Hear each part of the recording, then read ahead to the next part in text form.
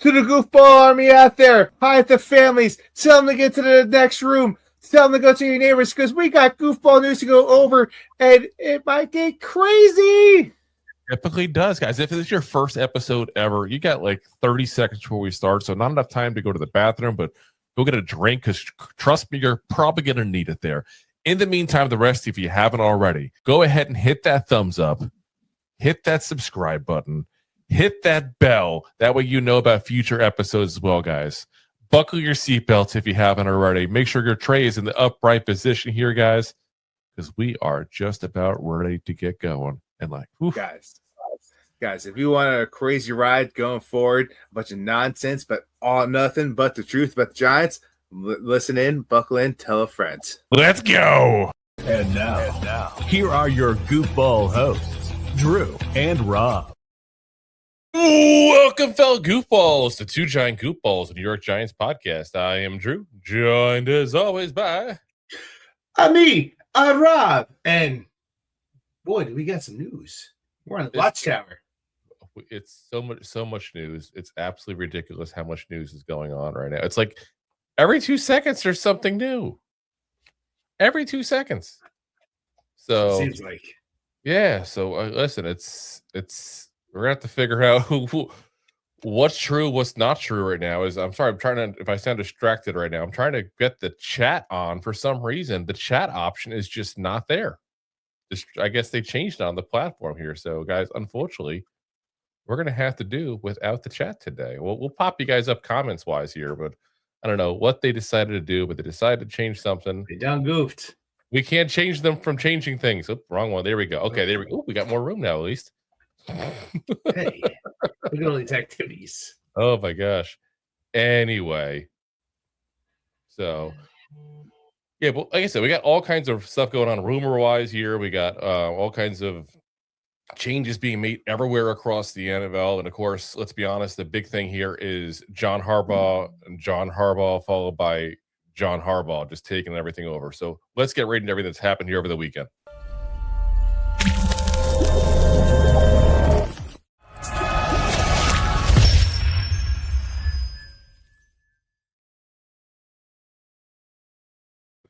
All right, guys. And, of course, as always, whenever there's big news here going on in the NFL, of course, who's there? It's Adam Schefter. I mean, it's everywhere. I don't get it.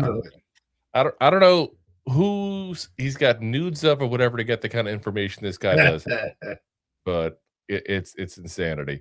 So, first off, the big news he broke today was while the Falcons, and now this is a quote from directly, while the Falcons announced an official interview with Ravens head coach John Harbaugh, he has been conducting preliminary and extensive phone calls with the Giants, Titans, Browns, Raiders, and Cardinals, per sources. He's trying to determine who to meet with later this week and into next week before making a decision. He is fully expected to coach in 2026, per sources. Now, that broke after the Falcons went ahead and announced publicly that they interviewed John Harbaugh. And at first, you're like, oh, wait a minute. Why did the Falcons get a chance to interview him? We haven't interviewed him yet. Where's the interview? We didn't even heard of the interviews were starting. Why aren't we first? We're supposed to be the favorite. Now, then the rumors started flying in. This was basically a video phone call with Matt Ryan, who was announced this weekend, by the way, as president of football for the Atlanta Falcons. So that's a little crazy to me. And it's like the Falcons want the optics of being the first ones to claim they interviewed him. Like, you went on a video call with him. I'm sorry, I'm not going to call it an interview. Like, like, am I interviewing you right now, Rob, for a position? Because we're on a video call Are together. you? It seems insanity. Now, what's interesting though is the Falcons cannot officially offer him the rule without breaking the Rooney Rule. They have not met the requirements. You know who has?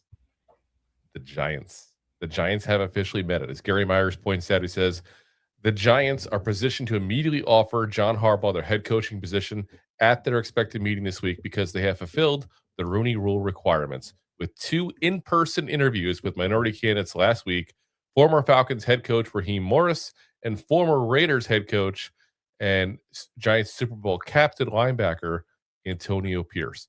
That would give New York a timing advantage over the competition. So, yeah, like I said, we're definitely at that point where they're setting themselves up at least for success. Hopefully. Now, the big news Giants side.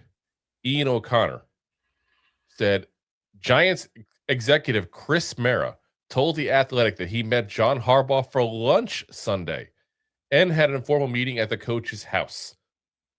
People on both sides say Harbaugh remains very interested in the Giants' job there. So, yeah, that's pretty damn good. Like, you know, it's weird. The Giants didn't come out and say an interview. We had an in-person conversation even. Yeah. A Falcons thing was weird. Like, that's not an interview. You had one guy talk to him in a Zoom call. Stop that. I think it's more for the base of the fans, like saying, "Hey, this is what we're doing for you now." Yeah, it's misleading. That's not an interview. It's really not. Yeah.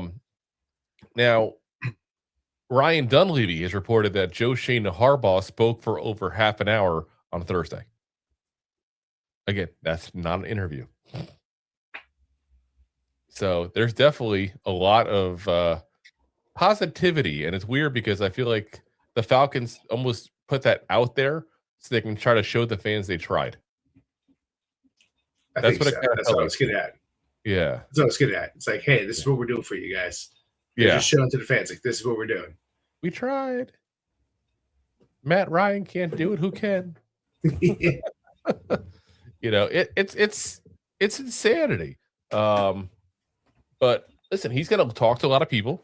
He's going to make sure he's got whatever's right for him. So I'm grabbing the old beer here. Need to beer all this Harbaugh talk. But he's got, I mean, again, it's not wrong. He should do what he feels is right for him and his family. He's 63 years old. Let's be honest. It's possibly the last job he ever gets as a head coach. You know, I mean, barring him being, you know, the next Pete Carroll or Belichick that just won't walk away. Should.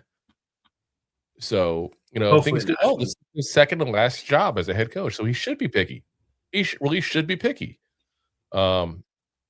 Now, there's a lot of people in there giving quotes right now, claiming to know things. Do they? Do they not? I don't know. There's no way for us to know. But we'll give you what they said. And you can figure out for yourself which ones you want to believe and, you know, which ones you don't want to believe. But the first one is there is strong support for John Harbaugh within the organization from co-owner Steve Tisch through multiple sources. Said the enthusiasm is widely shared throughout the building. Harbaugh is viewed internally as a prototype the Giants are seeking, a culture-first leader with a proven track record. The question is how much Harbaugh wants the Giants. He values the opening, sources said, because of the franchise history and quarterback Jaxson Dart. But New York is not the only team pursuing him. That's from Connor Hughes of SNY. And I think we cannot sit there and discount enough how much Jaxson Dart means to this coaching search.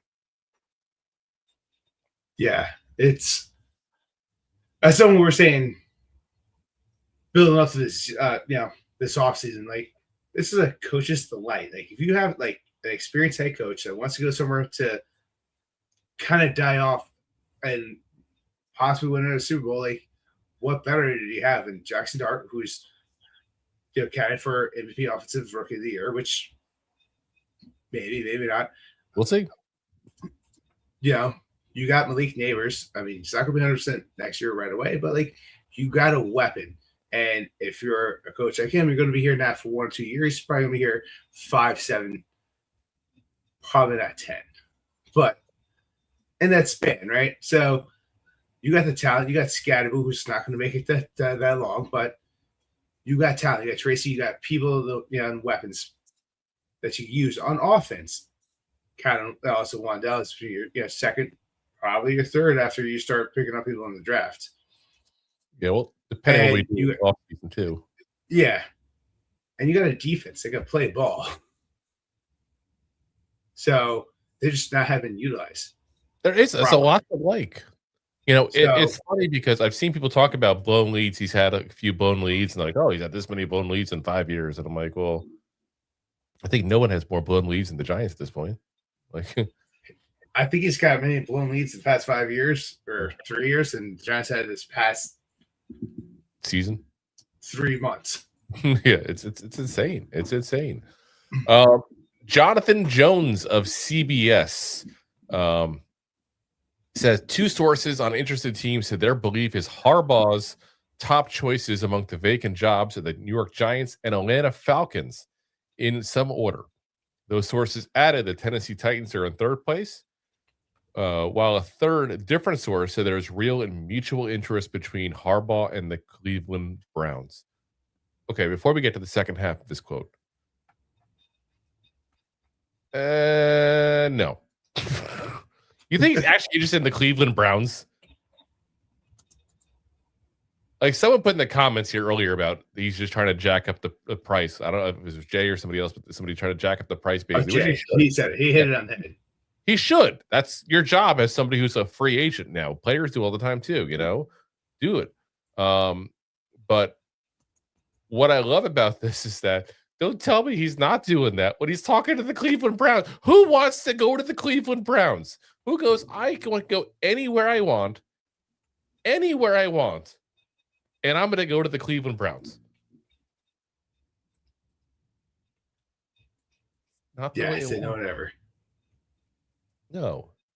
Anyway, second half. He said, reports of Harbaugh's demands are inaccurate.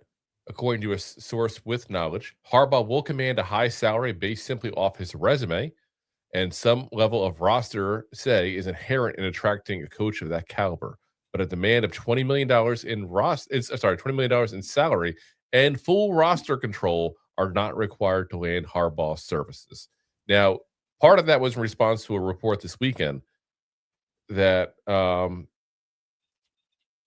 he wanted full control over the roster, $20 million salary, and he wanted $10 million in for his assistants. So, again, this is what I'm saying. There's all kinds of crazy rumors out there, guys. Some of it are true, some of it is not. Because here you have somebody conflicting an earlier report as well. So obviously one of the two can't be right. Yeah. It just can't be both. Can't be both. Ian O'Connor of The Athletic says, I'm told GM Joe Schoen has had direct contact with John Harbaugh, and those talks have been positive. Long way to go, but Schoen has been relentless. John Calipari level recruiter on this one, while likely speaks to his willingness to work with JH on the roster. That's interesting. And you got to wonder, with him coming in, hypothetically, if John Harbaugh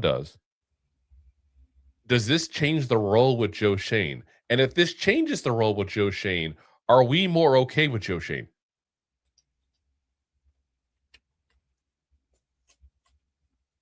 That's to be seen. That's, yeah. The saying like that, there's a part of that where you go, would we be more accepting of Joe Schoen as a GM? Because we don't want Joe Schoen. We've said that multiple times. Would we be more accepting of Joe Schoen if John Harbaugh had some say like that? Like John Harbaugh wouldn't say, let's go in with 2 running backs throughout half the year. He wouldn't say, let's go ahead and keep a guy in our practice squad so we can keep this 3rd-round rookie that's got 1 catch all season long. Like, he wouldn't do that kind of stuff. Yeah. So then at that point, then what's Joe Schoen's job? Just to draft? Well, so would you be more okay with him just drafting?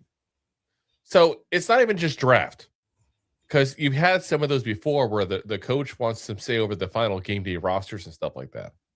who comes up off the practice squad, that kind of stuff is what I mean. Like, he would want some say in that.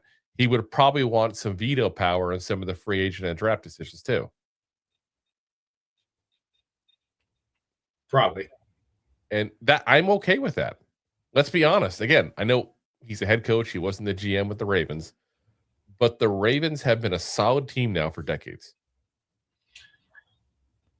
I wouldn't do you one better. Would Joe Shane be okay with that? Because he's got to be. Because as a GM, he's only had one head coach. And as assistant GM, he worked for Dayball. But he also, how much did he have say in the draft? How much did he say he had in the personnel? Maybe he wants a little bit of that little guidance. Yeah. He probably wants to learn. I mean, listen, if you're going to learn from a franchise, the Ravens are one of the best franchises to learn from. In modern history, yes. Yes. Like, in this millennium, if you will. Yeah, if you go back to the last, 25 years or so, you got 2 Super Bowl wins. Actually, no, 3 Super Bowl wins. No, 2. I'm sorry, 2 Super Bowl wins. And you have a consistent winning situation. Most teams would kill for that kind of 25-year stretch. Now, maybe the Giants aren't one of those two because we do have the 2 Super Bowl rings, so we're good with that. But there's not many teams minus the Giants, the Patriots, obviously, the Bucks. We're going to put the Bucks in a really good category, but those kind of teams, most of them would say point blank, yeah, I'd switch for that in a heartbeat. And you can even make the case the Giants would switch histories because we got the 2 Super Bowls, but besides that, we mostly sucked. Yeah. Be honest, we haven't gone to the playoffs year in, year out, even when we had Eli. So, Jay Glazer on Saturday on the Fox Sports pregame show said, just spoke with John Harbaugh, which I love, by the way. Like, there's no source. I just talked to Johnny Boy here. This is what he said. So he said, just spoke with John Harbaugh, who told me that while tons of teams have reached out to him about their openings, he's going to take the weekend and narrow down to maybe 3 or 4 to go interview for rather than all across the board. So that's kind of the stage he's at right now. So by all rumors, the Giants, the Falcons, and the Titans are 3 of the 4. Who else? That's... Is it Miami? Is it Arizona? Which, again, you haven't heard much from them, but they've talked to them. Is it Cleveland? Is it some surprise team we don't know about? There's plenty of options out there for him, but that's the interesting thing to see which one's going to be. But I do think, though, I'd be shocked if the Giants don't get very close to making this hire. I think so. And I see in the comments, some people talking about he hasn't won this and that, or people were talking about the legacies of what Ravens has done since the 2000s, the past 20, 25 years. Let me give you some stats real fast. Since 2000, the Giants are 190 wins, 230 losses, and 1 tie. The Ravens are 252 wins with 169 losses. And under Jim Harbaugh, that's 180 wins and 113 losses. It's a winning record. Yep. He's also 13 and 11 in the playoffs. Yeah. So we haven't been in 13 playoff games since 2000, and he's won them. Yep. Former defensive lineman and now NFL analyst Gerald McCoy said, "What should be next is the New York Giants. I believe the Giants should be the next spot that John Harbaugh goes to." So, yeah, like I said, a lot of things are going the Giants' way in this. At the very least, we're in the top 3, 4 in there. But if you listen to most people, we're 1 or 2. And what I've been doing is reading not just our stuff, because let's be honest, most Giants pages are like, yeah, we're getting him. But I've been trying to look what's going on with Atlanta, what's going on in Tennessee, and all these other teams that need head coaches. And you see a lot more action right now out of some of the teams than you see the Giants. Now, we talk all the time in the show about reading the tea leaves, so to speak, and you can see some stuff. Now, the Giants are bringing people in for interviews, but they're not setting up a ton of interviews right now. And I just feel like it's interesting they're not doing that when it's a more desirable location. And all of a sudden, you see like 6-7 teams, 6-7 people being looked at by this one team, and the Giants are like, okay, we'll talk to this guy and that guy and maybe this guy. Yeah, maybe that guy. And they talked about, remember, they said they're going to cast a wide net with this. Well, you don't always cast a wide net when you got a chance to catch the big whale. You get the big whale. And that's what it looks like is going on right now. The Giants are hell-bent on getting John Harbaugh. And there's a risk-reward scenario, I feel like, with this. Because if you got him, great. You got him. Like, you're changed the entire way this entire league looks at the New York Giants now. Because all the positive stuff you hear about the Giants, about Jaxson Dart, about Cam and Tracy, about Neighbors, about Brian Burns and Sexy Dexy and all these things. Now all of a sudden you throw it behind a coach people trust. People anticipate this team to be good. That's going to help us in free agency. That's going to help us with so many things. It's not even funny. And then the other option is we put the what you said. Yeah. Let's just bring up what you said. Like we talked about past couple years. Who wants to come to the Giants at free agency?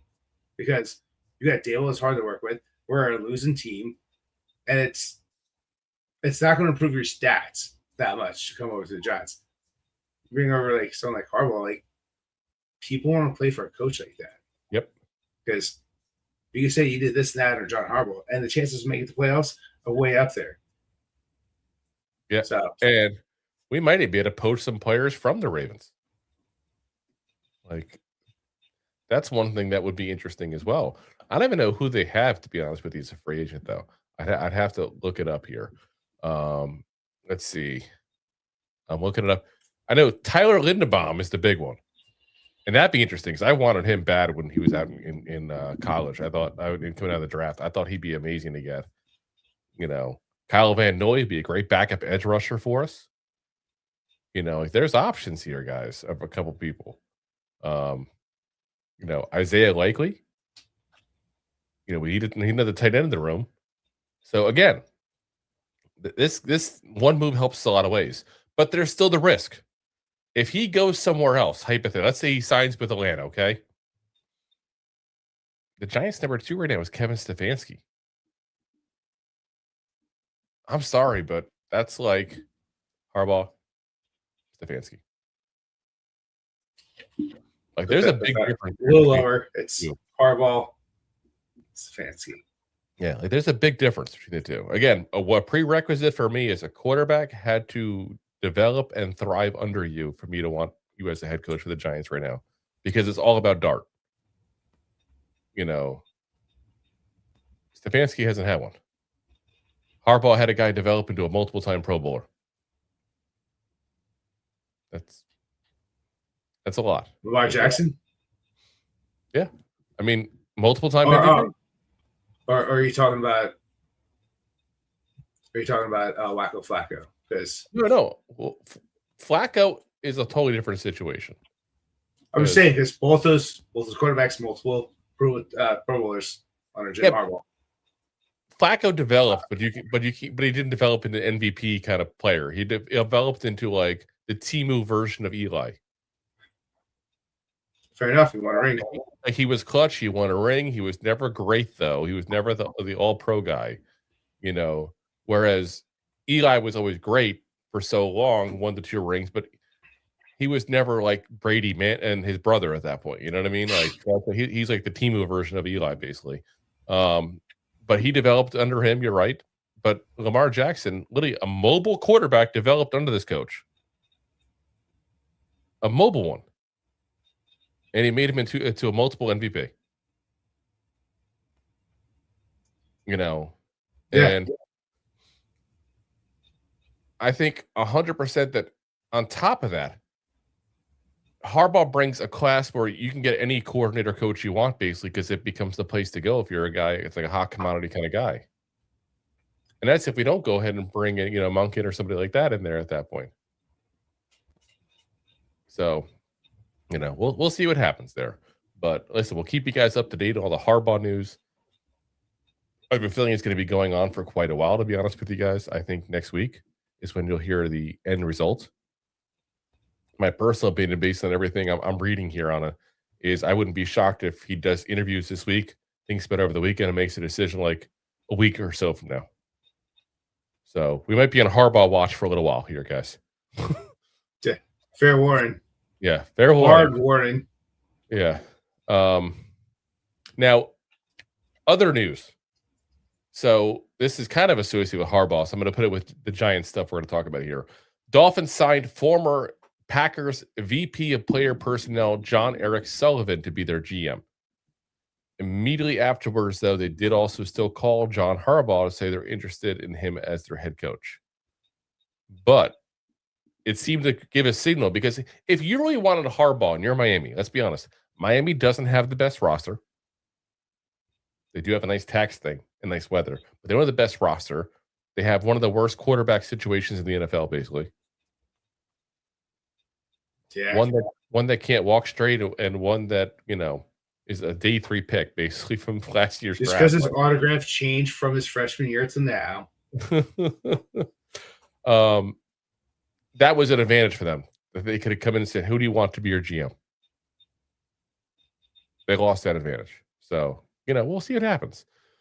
Giants, though, other news on them. Giants have interviewed officially Seahawks offensive coordinator Clint Kubiak on Friday. They will also be interviewing Colts VP Lou Anarumo on Tuesday, tomorrow. So you'll see that there. They've also put in a request to interview Rams defensive coordinator Chris Shula. Now, along with us, the Cardinals, Ravens, Raiders, Dolphins, and Titans have all put in a request as well. Now, you're about a week out when the guys who are, in the playoffs, will even be able to give an answer to whether or not they're going to allow these coaches to go ahead and interview and win. So that'll take some time to develop there. So to be very frank, Shula may never get the building. So we'll have to find out on that. Ian O'Connor of The Athletic has sources telling him Antonio Pierce did extremely well in his interview. One source said, blew me away with his growth. Another one said, born leader, learned a lot from Tom Coughlin. This source says, Giants fed him stuff to make Pierce look good, probably. Probably. So, yeah, that's what I personally think. I have no confidence in him as a potential head coach. I'm seeing you guys in the comments asking about Mike McCarthy. Mike McCarthy has interviewed with the Giants already. And by all news, he bombed. Did horrendous. Like, he's out of the running kind of that bad. Like, he went in completely unprepared and basically wasn't able to have a fluent conversation on Dart, even. It was worse than Pierce, and it looked like Hiroshima. Yeah, so he is not going to be coming to the Giants. I think it's pretty safe to say. It's a shame. Like I said, he was a decent, candidate for whatever reason. He just wants things handed to him, it seems like. If you're not going to prepare, then you're just the head coach version of Shedeur Sanders. It's fair. We saw what happened there. He went to the Browns. Maybe that's where McCarthy goes. The Browns. It's possible. But yeah, like I said, it's a little crazy there. Browns have interviewed former Dolphins head coach Mike McDaniel. He's kind of in the in the bustling scene here now, as he's also expected to interview with Atlanta and Baltimore about their head coaching jobs. He's also set to interview with Detroit for their OC job, which is crazy. Because I'm telling you right now, if I had to pick between Browns head coach or Lions offensive coordinator, I would pick Lions offensive coordinator. 100%. Yeah, like at least there's a path to get somewhere else as a head coach later on that's better than the Browns, which is basically 30 other teams. Give I'll or put take. I'll put the Jets in the same level as the Browns right now. So 30 fun facts. You know what happened today? What? 67. Today at 67. The Jets actually won their last Super Bowl. Oh, in 1967. Like Yeah. in 67. Today in history. I didn't want to do the math. That's how I had to embarrass myself. Let's see, 33 years. plus 26, so that put him at what, 59? 58 years, right? 59. Oh, yeah, 59. It's now 2026, Rob. Happy New Year. Happy New Year. I'm the guy that's still writing checks and have to put the little I do this line behind the 6. It's like March by the time I start seeing the right year. Anyway, other news of the Browns. Browns have also requested an interview with Rams pass game coordinator Nate Scheelhaase and the Jaguars offensive coordinator Grant Udinsky for their head coaching position. Now, Nate Scheelhaase also set to interview with the Ravens and the Raiders as well. So he's been kind of a guy that's getting a lot of buzz there lately. On the Rams side, also, offensive coordinator Mike LaFleur. No, it's not a typo. Matt LaFleur's brother, Mike. Which, first off, who names their kids Matt and Mike? Like, you can't pick other letters, show a little creativity. Well, that's the whole thing with naming your kids all the same first. Is that a thing? Letter. It is a thing. I've never heard of that before. Well, come out underneath the rock. It's an old school, like, Christian thing. I've never heard of that before. Now, I've heard the situation because, like, in Italian culture, it's a thing where, like, the first son is named after the father's father, and the second son's named after the mother's father. Same with the daughters-in-law. Like that, I've heard as traditions. But never heard of this. You have like 8 more, and then you're just pulling out different saints. Well, if you're having 8 more, you're not pulling out at all. Let's be honest. Yeah, touche. Anyway, after much speculation, I'm sorry, I stopped talking about the name real fast. You're talking about the name thing. My dude goes to school with twins that are named Miles and Milo. How messed up is that? Imagine you ask your kids, Milo. It's not Milo and Otis. It could be worse. Yeah, touche. But anyway, I was making fun of the name thing. I forgot to even say where he was interviewing. Mike LaFleur is getting to interview with the Raiders and the Cardinals. After much speculation, his brother, Matt LaFleur, is expected to stay in Green Bay, expected to sign an extension here in the next couple of days. He technically is the head coach for 1 more month based on his contract. So that to me is insanity, though. Like this whole situation with the Green Bay and will they fire him, will they not fire him? I think they realize basically, like, if you don't get John Harbaugh, you're in the same situation the Ravens are in. Like the Ravens have to ace this hire. Like they have more pressure on them to get the right guy than anybody else, I feel like. Yeah. They bring Stefanski. They're bringing everybody in. Everybody and their mother, dude. Like I've never seen so many interviews before in my life for one team. It's insanity. But anyway, Matt LaFleur staying in Green Bay. Now the Raiders and Dolphins, though, have requested to interview Packers defensive coordinator Jeff Hafley about their head coaching positions. Now, Dolphins, Jeff Hafley, John Eric Sullivan, the former VP for the Packers, now their GM. It makes too much sense. Makes too much sense. It is not difficult to go ahead and connect those dots whatsoever. The Raiders, meanwhile, have requested to interview Panthers defensive coordinator Israel Ivero. I always butcher his name, and Chargers defensive coordinator Jesse Minter for their head coaching job. Now, there's also the rumor that the Giants are going to bring in Jesse Minter eventually for something as well to go ahead. And I think they're kind of, again, they're waiting kind of on the Harbaugh thing, as a Harbaugh pause, so to speak, on a lot of things. Then you got the Ravens. Like I said, they're interviewing a lot of people. Interviewed former Browns head coach Kevin Stefanski, Seahawks offensive coordinator Clint Kubiak. Interview request in with the Browns for their defensive coordinator Jim Schwartz, who's still technically under contract with the Browns for a little while longer. Panthers defensive coordinator Ejiro Evero again, and also again Chargers defensive coordinator Jesse Minter. Stefanski is the interesting one to watch, though, because I feel like every single big team is talked to Stefanski, and he is rumored to be the second choice here for both the Giants and the Falcons. And again, there's a lot of respect for him in the NFL. I don't get it, but I don't know the guy personally. And I don't have the same information that NFL teams do, obviously. I think he's getting the Browns pass. That's what I feel like. The Browns pass is happening. It's funny. I was literally about to say that because you play for such a terrible organization. Yeah. And there's definitely like that little bit of Jerry Jones there. You get people saying you got to do this, that to that degree, but everyone's like putting their hand in the cookie jar, telling you this is what you got to do, this is what you got to do, and they don't let the people with the jobs title do their actual jobs. Yeah. So there's a little bit of a pass. Like we said, you had Baker, they made it to the playoffs, which is like the Super Bowl for the Browns. Yep. But what did he really do? But what's crazy is we talked about he got to the playoffs twice with the Browns. The Browns, literally the last time they went back-to-back playoff years was with Marty Schottenheimer, who was their head coach from 84 to 88.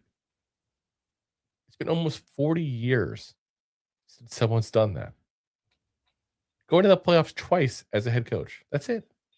I'm not saying get into the second, third round. I'm not saying get to the Super Bowl. Just enter the playoffs. Yeah. That's insanity. Absolute freaking insanity there. Falcons interviewing also Seahawks defensive coordinator Aiden Durdu. I'm probably mispronouncing that name, to be honest. I don't even know much about him. I feel like when a team all of a sudden has a great defense and you brought over a head coach who was a defensive coordinator for the Ravens, I'm going to give the head coach the credit. Right or wrong, it's just what I kind of feel like. Yeah, hiring McDonald's defensive coordinator would be like hiring, like Mike Vrabel's defensive coordinator. What dumbass team would do that? Oh, wait, hold on. The Giants? Wait a minute.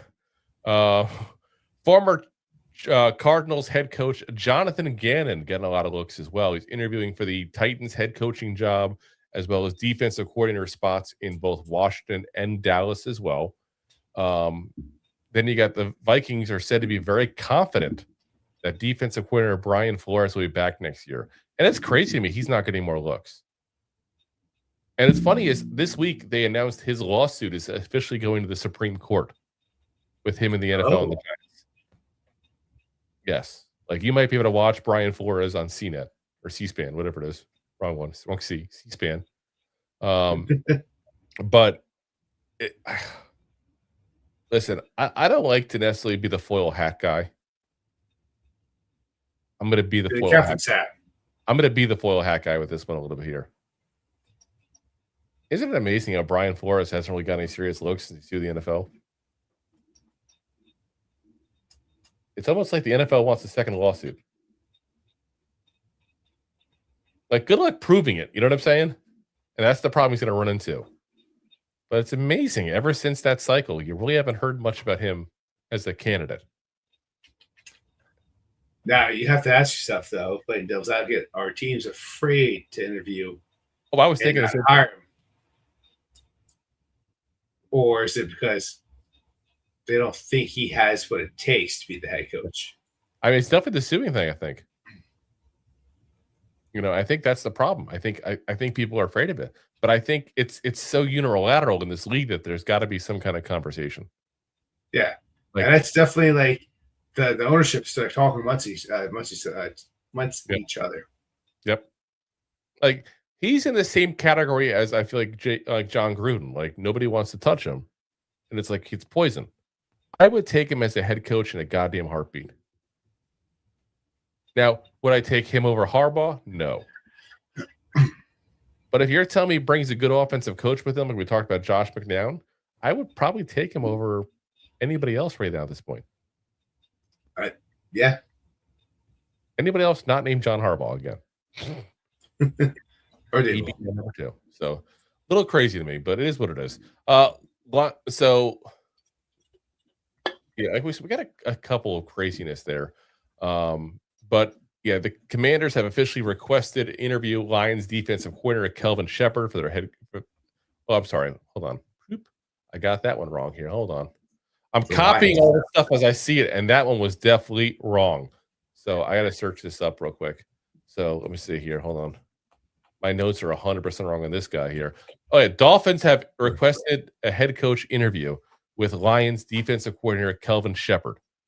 Obviously, Kelvin Shepard, former Giant linebacker back in 16 and 17 as well. As we mentioned earlier, we talked about there that the Falcons officially have hired former quarterback Matt Ryan as their new president of football, which that's just the weirdest goddamn title. Like, that's literally his title, not football operations, not player personnel. He's the president of football. The president of football. No word if he's going to make the Falcons great again. No word. The Commanders officially promoted assistant quarterback. Huh? Magfa? Yeah. No, Maffa. Right? No, yeah, Maffa. I can't. Make Falcons great again. I don't know. Vifga. Oh, gosh. The Commanders have officially promoted assistant quarterback coach David Blau to offensive coordinator. Rumor is the Lions were actually interested in him to be their offensive coordinator. So yeah, they're basically moving it fast. How weird is that going to be though? Like, you're the offensive coordinator, you were the assistant quarterback coach, so technically you're your boss's boss now because you leapfrogged. Yeah, it's kind of crazy. And like, who was like, oh, I need to get the assistant quarterback coach for the Commanders? Like, I get it, Jaden Daniels looked great, but we thought Jaden doesn't be great anyway. It just, yeah. Listen, I'm not that upset. Yeah, I'll take it. The Bucks have sorry, I forgot one. The Commanders also have interviewed former Titans defensive coordinator Denard Wilson for their defensive coordinator position there. Bucks have interviewed former Titans head coach and former Bengals offensive coordinator Brian Callahan of Callahan Auto Parts for their offensive coordinator position. Former Falcons offensive coordinator Zach Robinson, Cardinals quarterback coach Israel Wolfork, and Lions pass game coordinator David Shaw have also interviewed. They're also rumored to be interested in former Ravens offensive coordinator Todd Monken as well. But again, he's not going to make a move, Monken, until he finds out what Harbaugh does. Again, everything revolves around Harbaugh. Harbaugh is the sun of this coaching search world right now. Talk about playing hardball. Yeah, seriously. Now the Jets, remember, they need to go ahead and fill out their defensive coordinator spot. They have requested to interview Vikings passing game coordinator / defensive backs coach Durante Jones for that position. The Cowboys are also seeking to interview him as well. So, again, we should have a couple of coordinator moves to be making along with the head coaching moves as well. So, we are 45 minutes in, guys, and we haven't even gone past the head coaching search. That's how much news has happened this weekend. Just saying. Yeah. Wow. Quick news here before we do our break here and then get into the quick recap we're going to do with the wild card weekend, which again will be quick because we're already on for a while just talking to head coaches here. Got to give a kudos and congratulations here to Brian Burns, officially been named second team All-Pro on the season, 17 games, 67 tackles, 16.5 sacks, 22 tackles for loss, 31 QB hits, 7 passes deflected, 3 forced fumbles, 1 fumble recovery, and a partridge in a pear tree. Goddamn good year for him. 5 golden rings. Yeah, like absolute amazing year. Also, of course, named to the Pro Bowl this year as well. But yeah, like I said, absolute amazement there. Love it. Probably should have been an All-Pro, to be honest. as Jay calls me, as his Drew, the guy you said was overpaid. Yes, because he hadn't performed $30 million yet. You're paying on hopes and dreams. That's a 50-50 proposition. I prefer we pay based on what you've done in the league. Well, we might have underpaid. So listen, it's worked out obviously in this so far. But I'm saying it very easily. If he had 9 sacks this season, would you have said he's a $30 million player? no, but he didn't. So if the, Yeah. if the queen had ball, she be king. Oh, see? Jace knows he had a career year. I hope he can do it again. Exactly. Well, same true. Your defensive fruition has not been there because you said the same thing about Sexy Dex, who has also returned after getting paid after played better after we paid him. Wait, hold on. Wait, one more time. You said the same thing about Sexy Dexy. When we paid him, we're like, oh, we're paying him off 1 year. Are we overpaying him for what he's done in the 1 year? Is that a career high? And then he had another career high. Difference. Yeah. I said Dexter Lawrence, we're paying off of 1 good year. We don't know if it's his career year or not. That's what I said.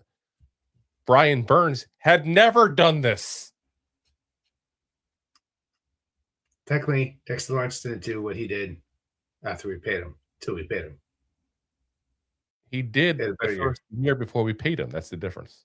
He had done it once. He had done it once.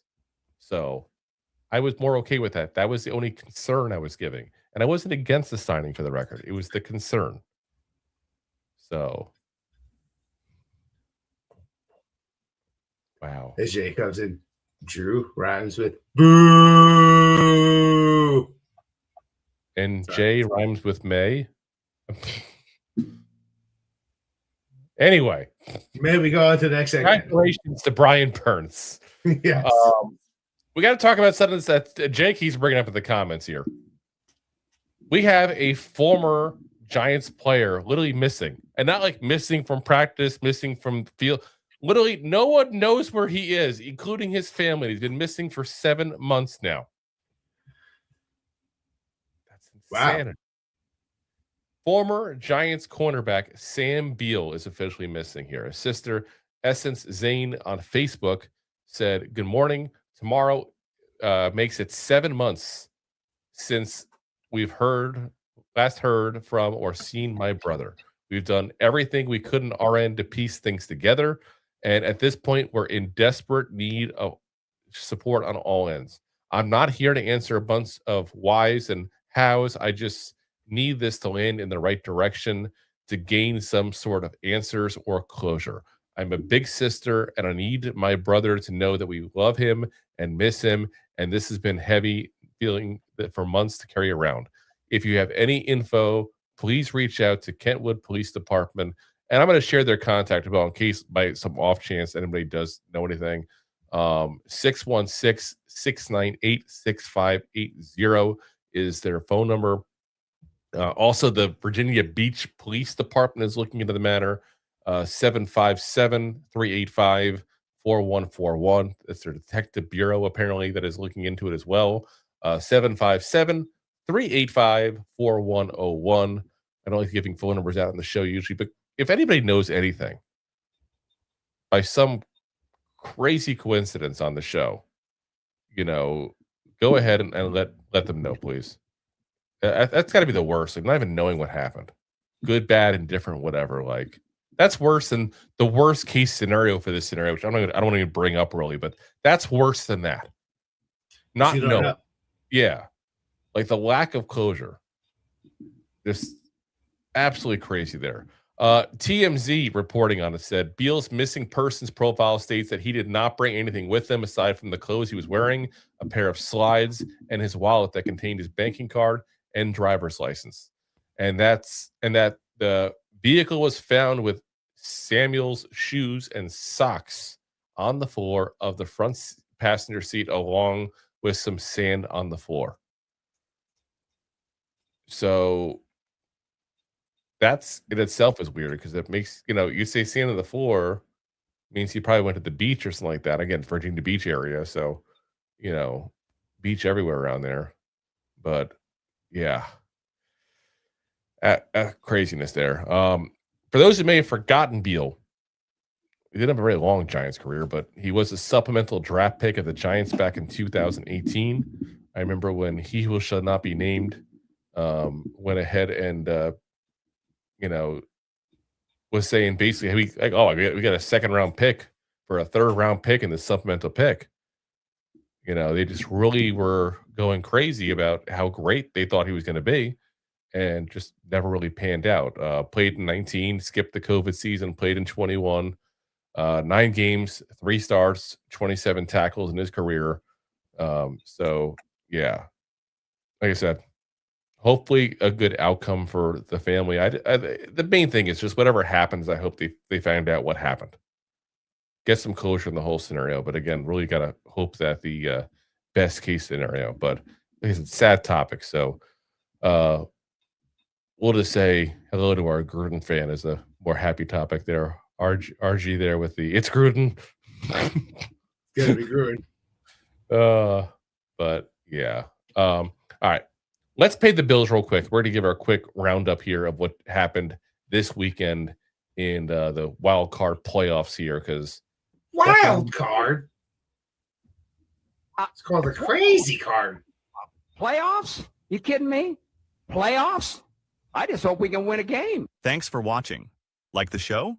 Of course you do, or you would have turned it off by now and not be hearing me. There are plenty of ways to support the show. YouTube is the best place to join us, and we offer memberships there with fun benefits like custom emojis and early access to video clips. Of course, there you can also send super chats and stickers to send one-time support payments. The best way to support the show is to buy these drunk idiots beers at buymeacoffee.com/2giantgoofballs. Along with one-time support payments, there are also monthly plans, so you can continue to help kill their livers each month. You can also show people that you are a goofball by visiting our store at 2giantgoofballs-shop.fourthwall.com.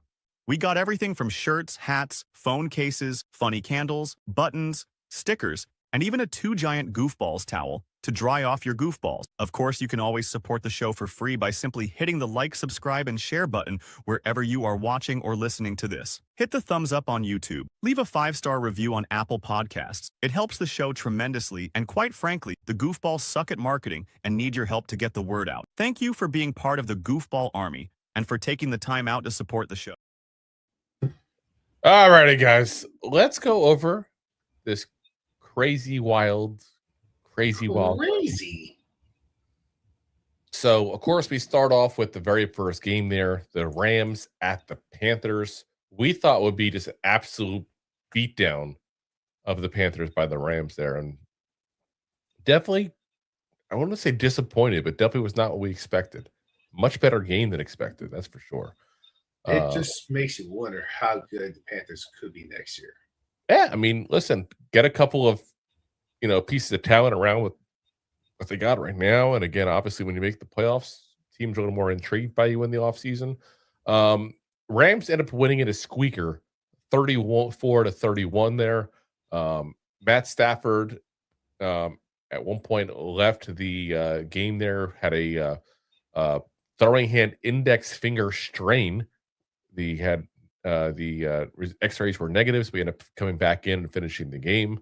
But Stafford literally delivered a final minute touchdown to steal it there.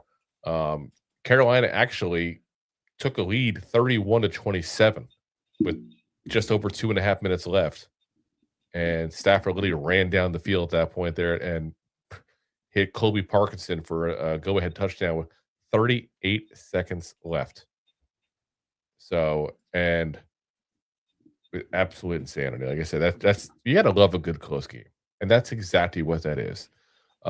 It's going to be interesting to see what happens with Deontay. So the comment from about Deontay Banks, Matt Stafford and his hand, and see what happens with the injury overall there. But yeah, that's if he's healthy. Listen, he's like one of the best quarterbacks right now in the game. Like you can't sit there and say there's anybody else that you would hands down take. There'd be a conversation. That's how good his year's been. Yeah. Stafford's, yeah. Everyone forgets that he should be in the MVP running. He has been lights out. But well, let's talk about lights out to the Green Bay Packers. Let's talk about it, Rob. Please share your thoughts on the Green Bay Packers. Man, did they really hit the cheese bowl there?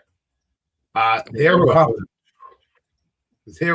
21-3 at halftime and just fell to the Bears' fourth quarter comeback situations.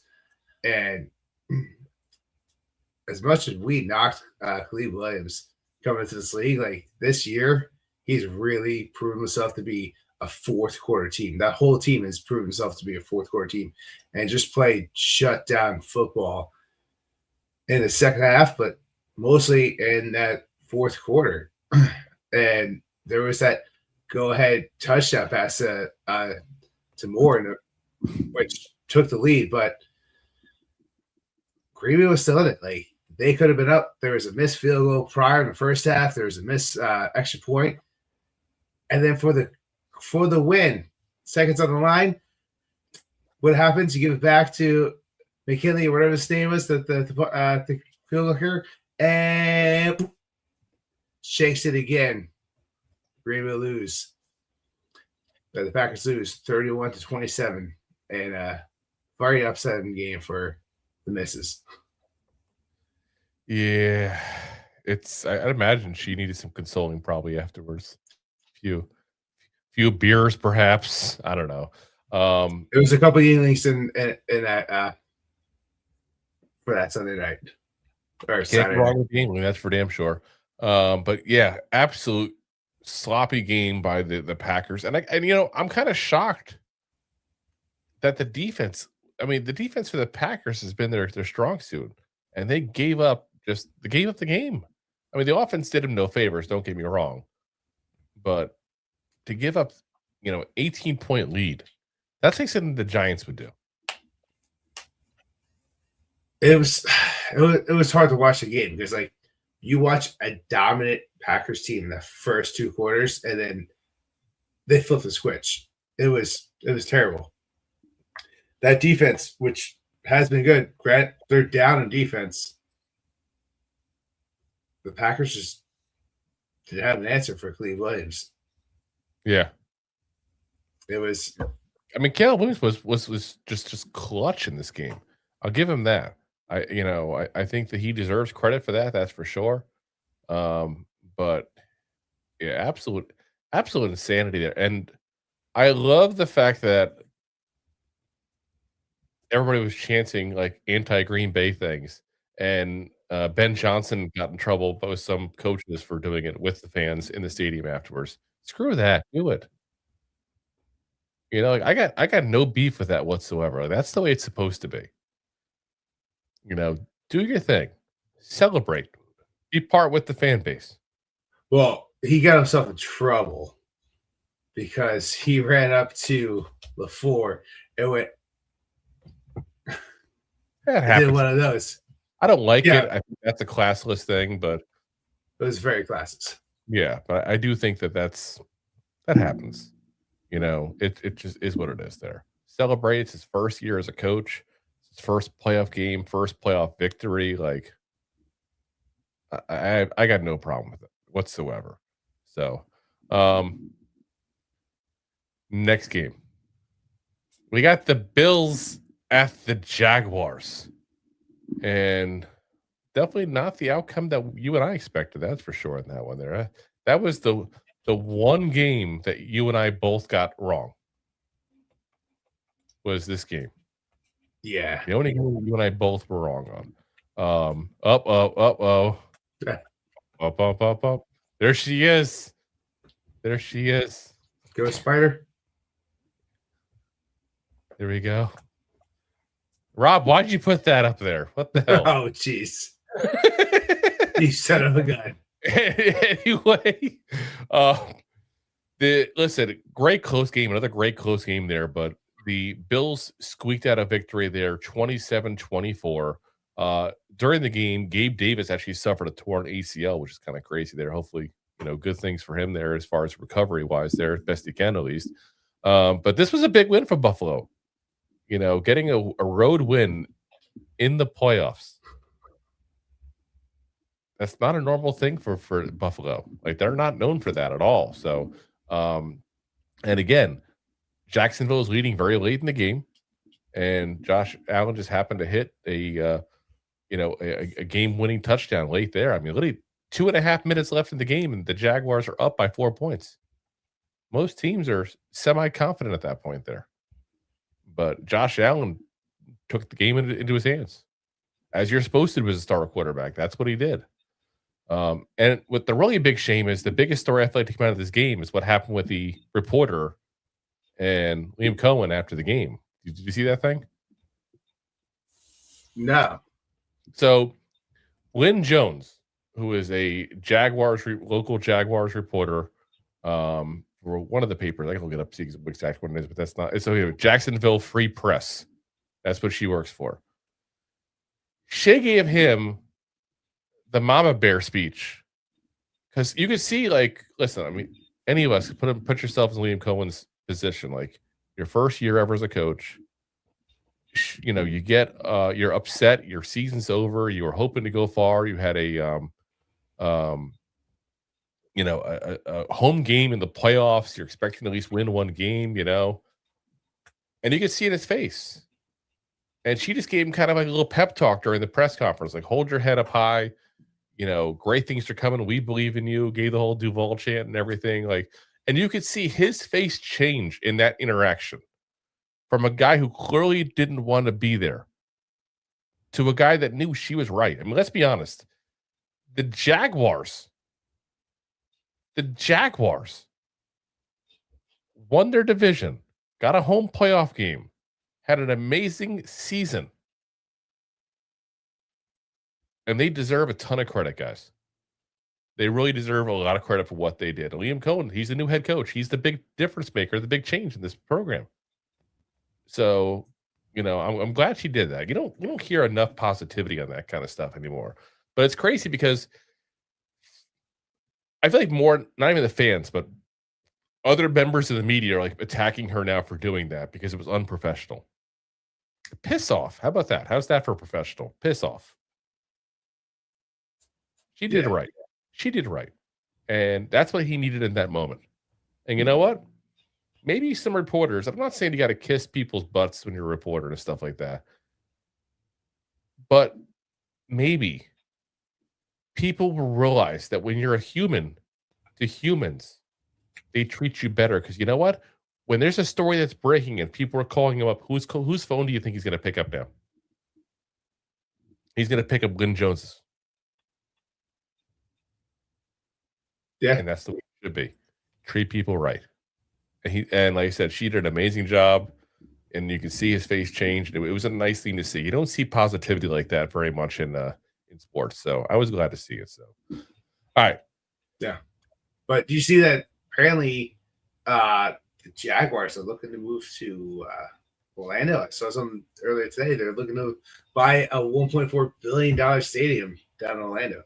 Well, they already have a new stadium coming in Jacksonville. So I don't see why they would do that. It's already been agreed to. I noticed that this morning. Orlando is desperate for more professional teams. Let me just tell you, as somebody who lives in Florida, Orlando is desperate. They've tried to get the Rays. They've had conversations about trying to get the Jaguars before as well. Orlando wants professional teams in Orlando. The truth of the matter, though, guys, for those who don't live in Florida and don't recognize the size of the city, Orlando is only known because of the theme parks, which, by the way, most of them are in Kissimmee, not even in in Orlando. At least Disney's not. Orlando doesn't have a high population. Like, it's not that kind of area. I just spilled beer all over my keyboard. Nice. But I'm getting flagged. So it's not that place that they're going to look at when there's already teams in Jacksonville, already teams in Tampa Bay. Those are bigger areas. Like as Stephen says, Orlando is massive. Orlando is not massive. Let's do this real quick. We're going to do a little subplot here. Yeah. Largest cities by population, we'll say, in Florida. Miami. In Florida. Miami's in Florida. No, I'm saying by Florida. So number one, by far, is Jacksonville, by the way. People don't realize how big Jacksonville is. 903,000 people. Massive for most of the cities in the area. Miami, 470. Oh my God, what a difference. I guess you know what it is? You get all the snowbirds from Jersey going down there. Well, Miami's also more condensed and kind of smaller because it's surrounded by the Everglades. Yeah. And yes, Jacksonville does suck, by the way. We're going to put that. Tampa, 392,000. But here's the thing. I'm going to skip number 4 for a second. Number 5 is St. Petersburg with 265,000. Right next to Tampa. No, exactly. It's only half an hour drive between the two at that point there. So now you're talking basically 650,000 people. Orlando, 285. It's not nearly as big. Also, Jay Snow says Miami's where you want to be. No, it's not. It's got good food, and that's all it's got. It's like New York with palm trees and iguanas. Like there's nothing special about when I go there. I feel like I'm just in a massive city, and I'm just not a city person. I like cities, but not like massive cities. Like, to be honest with you guys, and I probably shouldn't say this on a New York Giants podcast, but I'll say it anyway. New York City itself is too big for me. Like, I'm always stressed out. I don't like going there. Like, I love the biggest cities in the world. But I'm saying it's too much going on. It's like sensory overload for me. I can never just relax, you know? Yeah. But it's just, again, that's just me.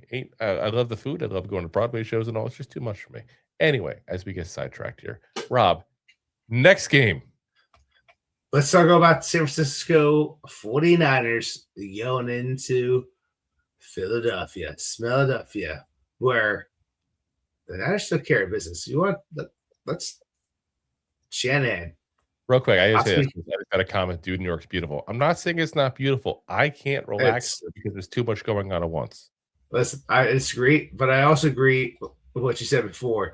Is that Jacksonville, Florida is Jacksonville, Florida is like Patterson, New Jersey. Yeah, both slums. Booty.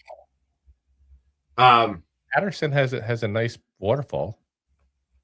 It's got a nice park where fun fact, when John Bones won his championship for the first time, being crap for being white skinned here.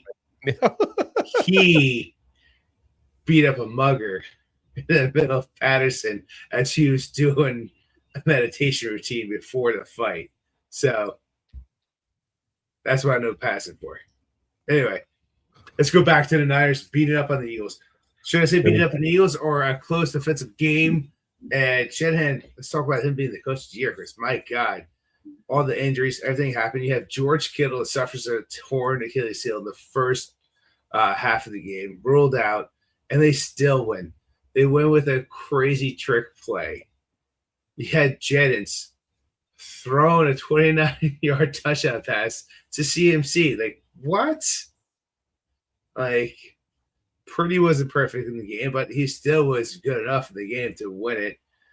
And it was a crazy back and forth game into the fourth quarter. And San Francisco, despite the injuries, despite everything going on this year, they beat the Eagles defense and their suspect offense. Very sus offense. Yes.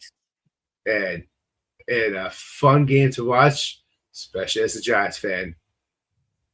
Niners win 23-19. I loved watching A.J. Brown go at it with Sirianni. Like, that was hilarious as a not even just as a Giants fan, but as a non-Eagles fan. It was hilarious. It's drama. Absolute drama. And he's like one stage away from going full Antonio Brown, I feel like. I feel like that. And I also look at this game too. Like, look at like these teams that won this week and the injuries they've had and crazy trick plays, close games. Yeah, I mean that's what you want in close games. In the playoffs, you want good close games. Well, I'm saying, like, even with like Niners, you had the injury to Kittle, right? Towards Achilles heel, won the game. The Bears left tackle left the game with, I think, a knee injury. Yep. Still won the game, and that was in the third quarter. There were some good games that very close that came down to the final line where injuries. Drew, you want to talk about? There's some injuries in the game you're about to talk about as well. Yeah. There's some injuries later in the game that I want to talk about. So yeah, I mean, it's just all kinds of injuries left and right here. So yeah, the game we're talking about is the Chargers at the Patriots. So Chargers end up losing to the Patriots. Patriots got 16, Chargers get 3. Injuries you're referring to, Christian Gonzalez left with a head injury. He's in concussion protocol now. So that's one to keep an eye on here going forward. Really good young corner there, a shutdown kind of corner guy. But not a low-scoring game compared to what you and I thought. Like you and I both took the over in this game, by the way. I'll tell you that one right now. Call us both out for being wrong on that. We had the over-under was 46.5, and you and I both had the over. But extreme defensive matchup on this one here. And I feel like this definitely helped Jesse Minter if I was looking at potential head coaching jobs, I think, because that defense took over for the Chargers, not just the one for the Patriots there. But Patriots sacked Justin Herbert 6 times again. That's just another day of the office for him. His offensive line's been horrible this year with all the injuries it's had. Drake may end up throwing a fourth quarter touchdown pass to Hunter Henry that kind of sealed the deal for the victory for them. Like I said, just absolute craziness there. I mean, even it was like a bend but don't break defense because the Patriots even had to kick 3 field goals in this game. So it wasn't like they were, just not doing anything all day long. It's that bend but don't break kind of thing there. But yeah, the Steelers defense has been good most of the year. The Steelers. Steelers. The Chargers defense. Steelers They're defense is playing very well right now. Steelers defense is playing very well, very good right now. But the Chargers defense played very, very good. But this game in particularly, such a stop, they played fantastic against a very high-powered offense and really, really limited them because we watched Drake May and that offense put the over single-handedly themselves like a quarter of the year. Yeah. And then pretty much be right there under it for the other quarter of the year, maybe half the year. So the over was typically like a good pick, statistically speaking. Yeah. So, and then we got, of course, the last game, the one going on currently. As we speak right now, the Texans are up 7-6 on the Steelers. So we'll have to see what happens in that one, but it definitely looks like the under in that one.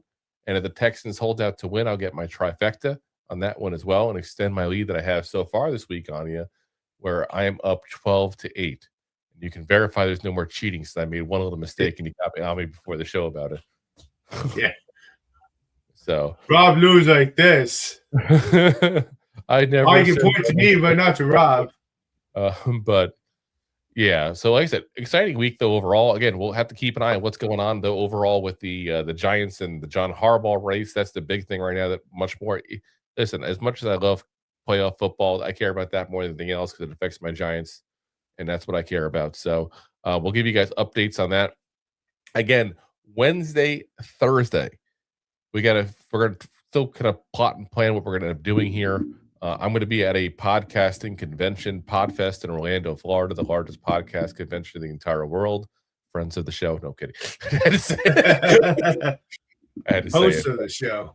But Buzzsprout, which is a friend of the show, gave me tickets to go for free. So we're gonna be there. My wife and me there. So it's Jason's Podfest. Yes, Podfest, the largest podcasting expo in the entire world. So I mean, a lot of big names go there and stuff too. Like I know Dave Ramsey's going to be there and all too. So, but go for a couple of days, enjoy it. He says tickets cost money. Yes, tickets are like $350 to go. He says largest podcast show in the third. It's the third smallest city. The fourth largest city in Florida. Which is like the third smallest, whatever. Oh my gosh. So, like I said, we'll let you guys know more as we know it there. But again, the Harbaugh thing's gonna be the big thing. I'm gonna be bringing my equipment with me because you know damn well if like something breaks, I'm gonna have to have my stuff with me and pop into the hotel real quick and let everybody know there. Look at this. I thought no one lives in Orlando. The comment says, "Yeah, exactly. They go vacation there and the expo there." Oh my gosh. Anyway, we will see you guys there later on. Like I said, who knows? You may see me, you may not the next couple of days. You may get a double dose of Rob this week. Ooh, Dubonnet. It's like the Rob. Oh. Not just Rob, the Rob.